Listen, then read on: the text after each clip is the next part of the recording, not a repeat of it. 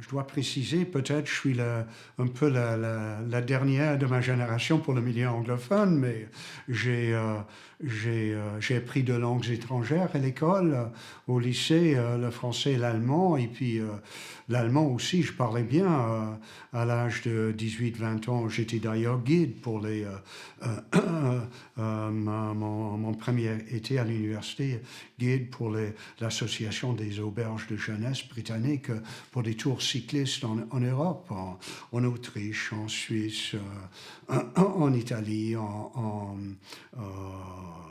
et puis en France. Alors, j'avais une certaine culture d'ouverture. L'Angleterre était plus Europe sur l'Europe, je pense, à ce moment-là.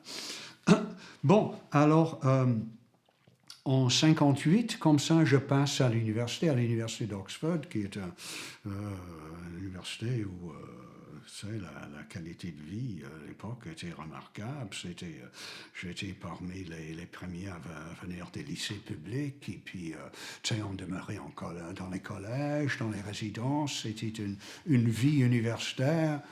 Le genre de vie qu'on connaît plus. Peut-être qu'on a connu à Laval jusqu'à la fin des années 50, quand Laval était dans le Vieux-Québec, et puis les profs et les étudiants demeuraient autour de l'université. Tu sais, on allait au bar, au café, et tout ça ensemble. Alors, il y avait des échanges extrêmement riches en marge des cours, et puis des rencontres avec des liens qu'on tissait avec des gens qui venaient aussi d'un peu partout dans le monde, de l'Europe, mais de l'Afrique, de l'Australie, de la Nouvelle-Zélande, de l'Amérique du Nord.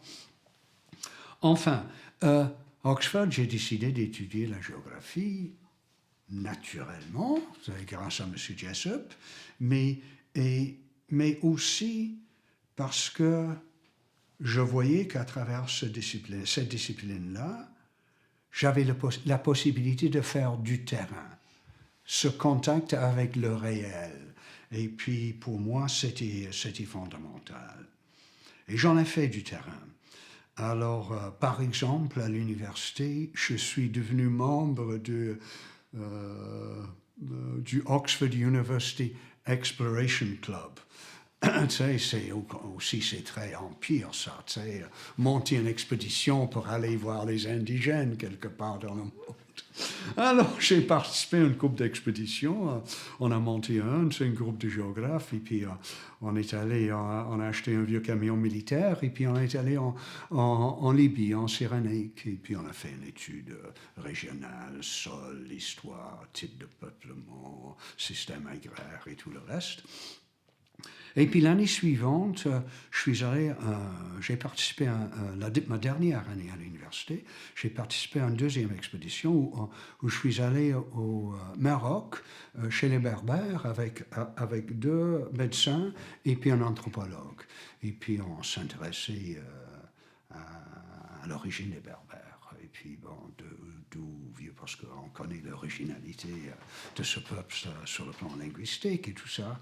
Alors, nous, en bon impérialiste, on faisait surtout des prises de sang, et puis on envoyait le sang en Angleterre pour être contrôlé. Mais enfin, je me suis promené comme ça, voyager à l'étranger, avec non seulement des géographes, mais avec des médecins et des anthropologues. Donc, un début d'ouverture sur l'univers un peu transdisciplinaire. Mais, et puis en géographie, j'ai aussi découvert beaucoup de cours sur l'Afrique. J'ai découvert ce qu'on appelait à l'époque le monde tropical. On ne parlait pas encore du tiers-monde, mais le monde tropical, et puis j'ai été fasciné par ça. Mais ce n'est pas la géographie qui m'a marqué à Oxford. C'était, non, mais une petite formation complémentaire en ethnologie. Et puis, je me souviens, comme si c'était hier, la formation était offerte au musée Pitt Rivers, le grand musée ethnographique d'Oxford, qui est un vrai fouillis d'ailleurs.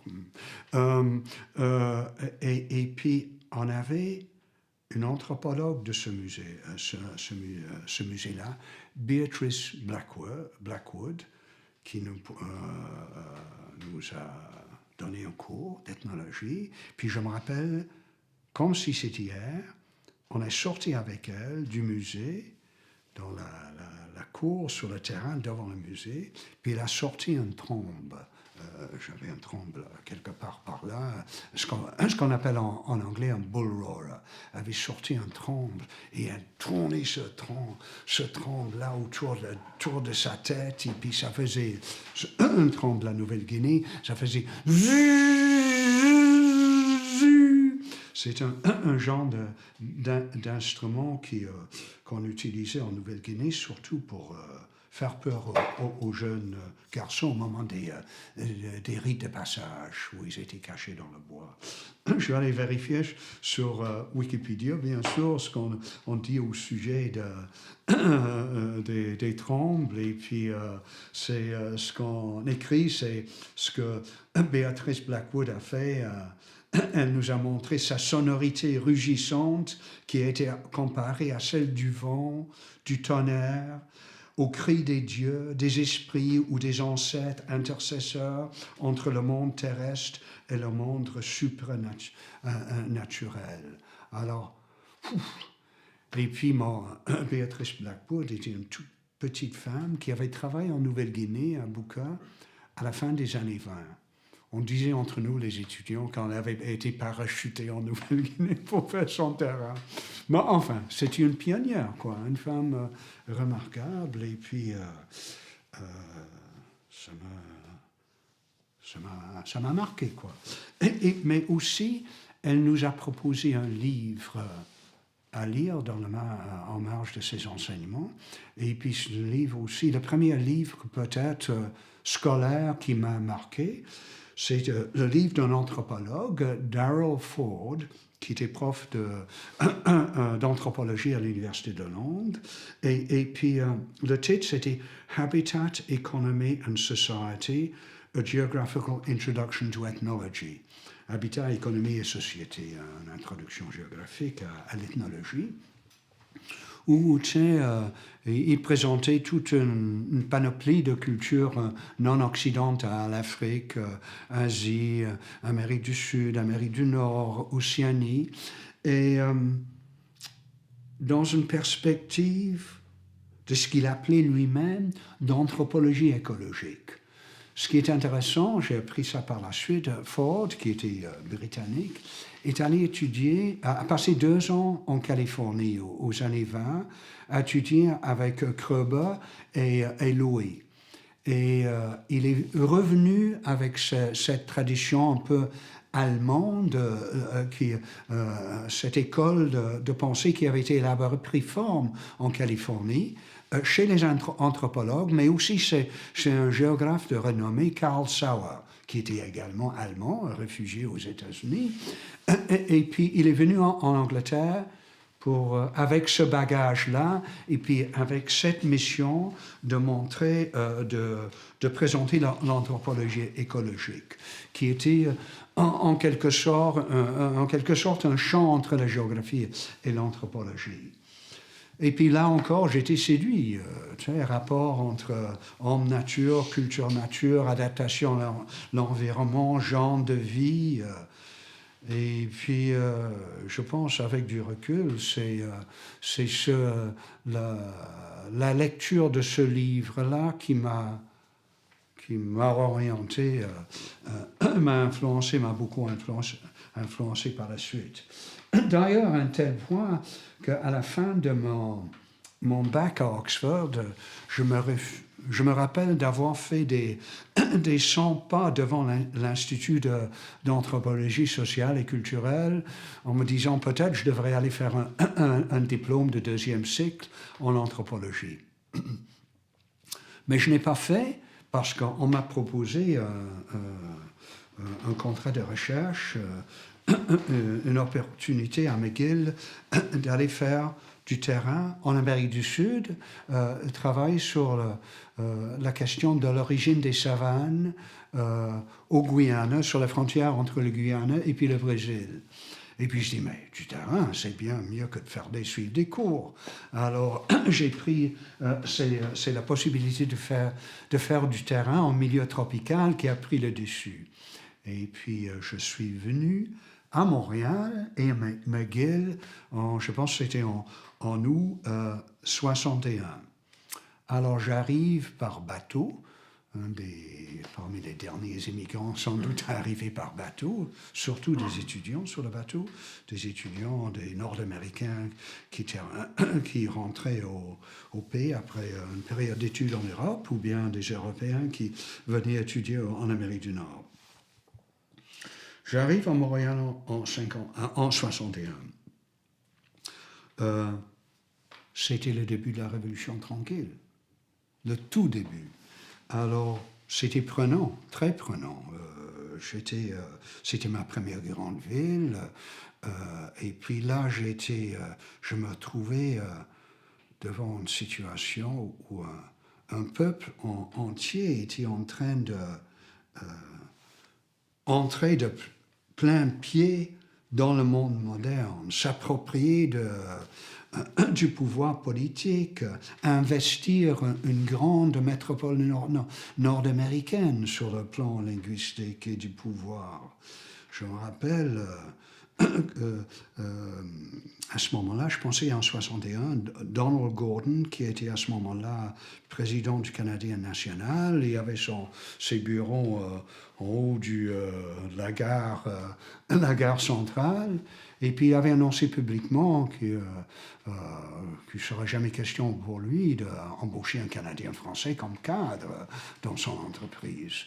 Et puis il y avait des milliers d'étudiants qui sont sortis de l'Université de Montréal, puis sont descendus dans le centre-ville pour gueuler contre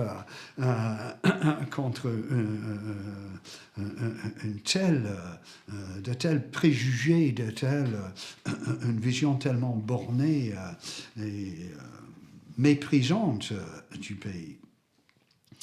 Alors voilà, je fréquentais les boîtes à chansons et je plongeais dans les écrits politiques, littéraires, poétiques de tout un peuple, d'une ville, d'une métropole et puis d'une province en pleine ébullition. Et puis voilà, ça se déroulait devant mes yeux. Et puis il y avait ce lien entre mes intérêts ou mes passions personnelles, mais aussi un peu ce que j'avais appris dans le cadre de mes cours, les liens entre ethnie, langue, culture, politique, économie, territoire. Tout ça se déroulait là, c'est devant moi, ici et non pas ailleurs. Je n'avais pas besoin d'aller dans les tropiques, autrement dit, ici à Montréal et au Québec. Bon, si j'étais complètement séduit par cette nouvelle réalité, je gardais quand même le cap sur le milieu tropical et puis dans mes recherches, et puis j'allais sur ce qu'on appelle les savanes, les Rupununi, qui sont à l'intérieur du Guyana, où j'ai passé 3 mois en 1962 à étudier surtout le système agraire des Amérindiens Wapishana. Alors, je n'ai pas vécu en tribu, mais j'ai passé dans beaucoup de tribus. J'ai observé, j'ai visité nombreux villages, et puis j'ai vu pour la première fois ce que c'était l'agriculture itinérante sous brûlis. Alors, et puis aussi, en marge de tout ça, je plongeais dans les écrits de beaucoup d'explorateurs, de biologistes, d'archéologues, d'anthropologues et des gens comme Stewart, Evans et Magus et tout ça. Puis j'étais heureux. C'était ma première expérience toute seule sur le terrain. comme généralement au niveau de la maîtrise, j'avais aucune idée de ce qu'il fallait faire. J'avais été largué par mon directeur de recherche et puis je me suis dit, mais qu'est-ce que je fais? C'est juste plus tard. C'est une sorte de rite de passage pour nous en sciences humaines. Et puis, enfin, c'était un premier véritable contact pour moi, contact en solitaire, dans un univers tribal, et puis qui pratiquait une économie essentiellement vivrière de subsistance. Et puis encore une fois, j'étais fasciné, j'étais en partie non seulement du fait que j'étais ailleurs et puis dans un autre univers, mais aussi la qualité d'accueil chez les gens, leur générosité. Alors c'est peu surprenant, alors qu'à la fin de mes études de deuxième cycle, je voulais poursuivre mon chemin, aller ailleurs, et puis aller plus loin. Et puis j'ai vu, je ne sais pas où, un poste affiché pour un assistant de recherche en Papouasie-Nouvelle-Guinée, et puis pour travailler dans le milieu tribal, chez les Horekaiva, l'univers d'Eric Schwimmer, où Eric Schwimmer est allé plus tard, et puis encore une fois, travailler sur l'agriculture vivrière, et puis les débuts de la production commerciale, à fin commerciale dans le milieu, dans le milieu tribal. C'était une unité de recherche qui relevait de l'Université nationale d'Australie, Australian National University, qui est située à Canberra, la capitale de l'Australie, et puis un institut qui avait été créé dans un contexte où on préparait la Nouvelle-Guinée, la Papouasie-Nouvelle-Guinée pour devenir indépendant. On voulait jeter des bases, puis il fallait agir très très vite parce que les Australiens n'avaient pas fait grand-chose jusqu'à là. Heureusement, ou la coïncidence, il y avait un prof d'anthropologie à McGill, Dick Salisbury, qui avait fait son doctorat en Papouasie-Nouvelle-Guinée. Il a fait un livre qui est devenu un classique sur la transition de outils de pierre à des outils de métal dans les hautes-terres, from stone to steel. Et puis, bon, mais j'ai rencontré Dick, et puis dit, oui, voilà, tu y vas. Et puis, bon, mais je te donne mon imprimateur. Et puis, alors, je suis parti en 63, je suis parti en Papouasie-Nouvelle-Guinée. Alors, je continue, oui, on a assez de... J'arrive comme ça sur un autre bloc. Donc, le passage en Nouvelle-Guinée en 63, et puis les liens que j'ai tissés avec l'Université nationale d'Australie. Donc, c'est un séjour qui a duré 5 ans, 63 à 68. Donc, je commence avec le New Guinea Research Unit, qui était basé à Port Moresby, la capitale, un univers pandisciplinaire, transdisciplinaire, pluridisciplinaire, peu importe. On était des géographes, des anthropologues, des sociologues, des économistes qui travaillent tous ensemble. C'est jamais question d'appartenance disciplinaire. On travaille tout ensemble dans le domaine de la recherche appliquée.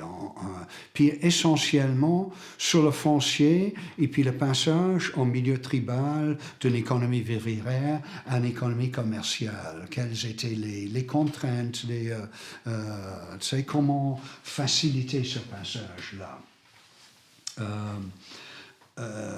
Donc, c'est pas juste le foncier, on s'intéressait à l'organisation du travail, au système d'échange, et puis c'est là où je commençais à lire des classiques comme Marcel Mauss, et puis c'est comme ça que j'ai passé, à titre d'assistant de recherche, un petit peu plus d'autonomie. J'avais un mandat d'un chercheur néo-zélandais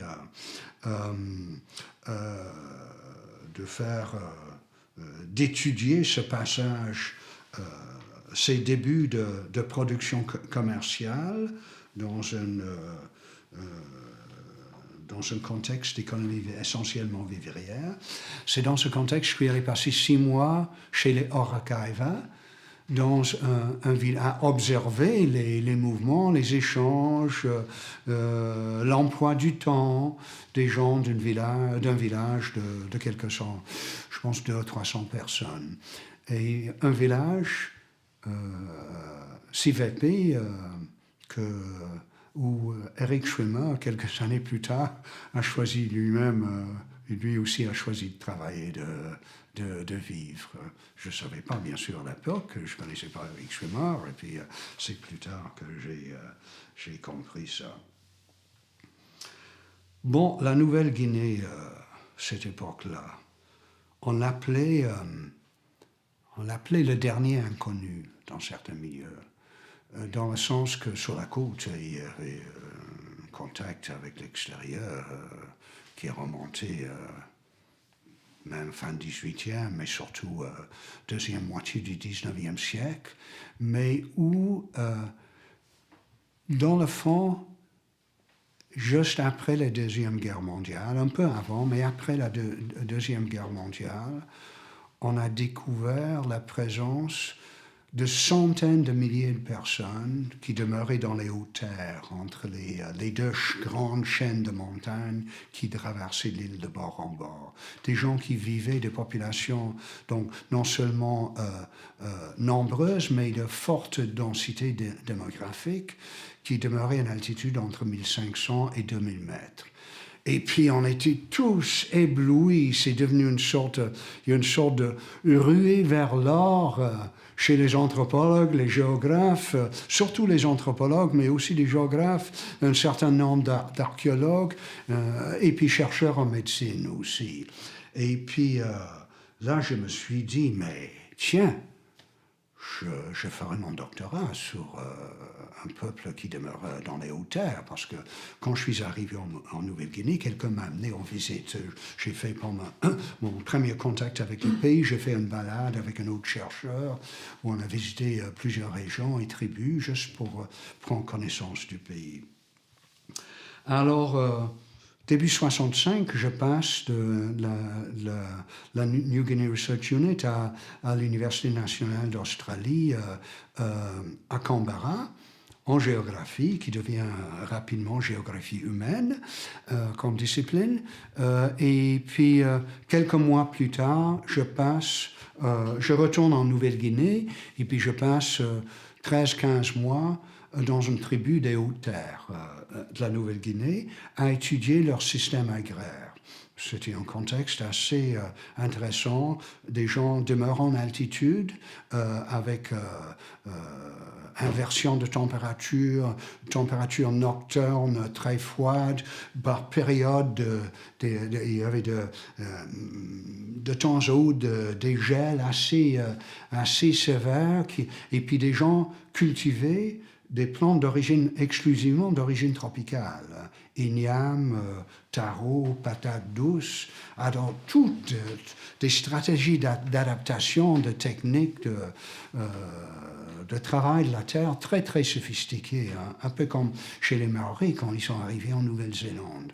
Alors c'était un univers fascinant, et puis et voilà. Et puis on a fait, nous, comme d'autres géographes, on a fait le genre de terrain, le type de contact avec le milieu, relation au milieu, le même genre que les anthropologues, sauf que nous, on disait toujours chez nous, le point de départ pour un anthropologue dans ce contexte-là, où la fenêtre sur l'univers tribal de la Nouvelle-Guinée, c'était le système de parenté. Et puis pour nous, les géographes, la fenêtre, c'était le système de production.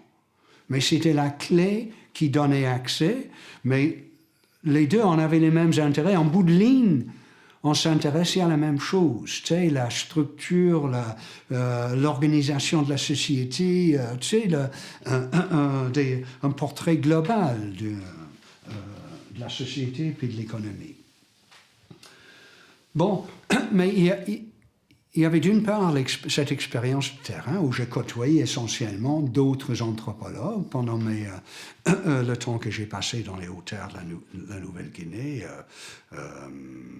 Andrew Strathern, Nancy Bowers, et puis ensuite, éventuellement, c'est arrivé plus tard, l'équipe de Vaida avec Rappaport, et puis, bon, mais il y avait des géographes là-dedans aussi, un géographe un peu comme moi, un ethnogéographe, Bill Clark.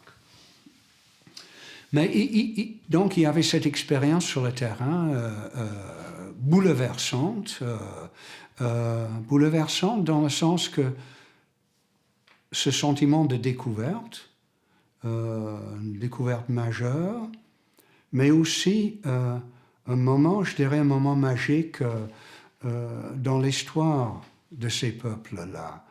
On disait plus tard qu'on a connu aux années 60 et 70 l'âge d'or dans les hautes terres de la Nouvelle-Guinée, qui était marqué par la fin des guerres tribales.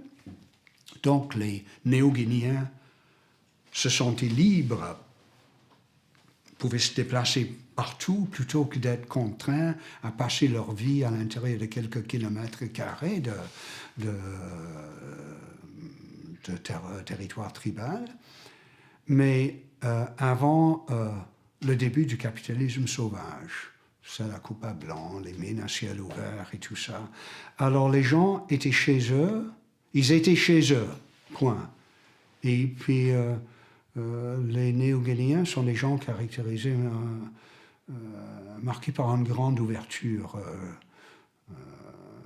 vers l'autre. Ils veulent toujours apprendre, connaître, partager, échanger, construire des réseaux, des pistes, des réseaux d'échange. Alors, c'était magique dans ce sens-là. Et puis, cette magie a un certain impact à l'université même. Tu sais, je faisais partie d'une école de recherche, Research School of Pacific Studies, d'études sur le Pacifique. Et puis c'était organisé un peu comme une des grandes écoles en France. Tu sais, on était tous des chercheurs, doctorants ou post-doc, chercheurs de profession. Il n'y avait pas de cours séminaires à suivre et tout ça. Il y avait juste les séminaires qu'on offrait de temps à autre, et puis où il n'y avait pas de frontières entre les disciplines, on passait tous dans les séminaires des uns des autres, et puis on partageait nos connaissances sur cet univers qui se dévoilait devant nous. C'était ça, d'une certaine façon, j'ai marqué ici ma cinquième expérience marquante. Tu sais, c'était géographe, anthropologue, économiste, archéologue. On partageait tous les mêmes passions, on partageait tous la même langue, ou bien on prenait le vocabulaire de l'autre. Parce qu'on comptait sur l'autre pour cheminer dans ce que chacun d'entre nous voulait faire. Et puis, j'ai été doublement privilégié parce que j'avais un directeur de thèse, Harold Brookfield, qui travaillait étroitement avec une anthropologue, Paula Brown, et puis ils ont travaillé chez les Chimbu pendant de longues années, ont beaucoup publié ensemble, et puis alors c'était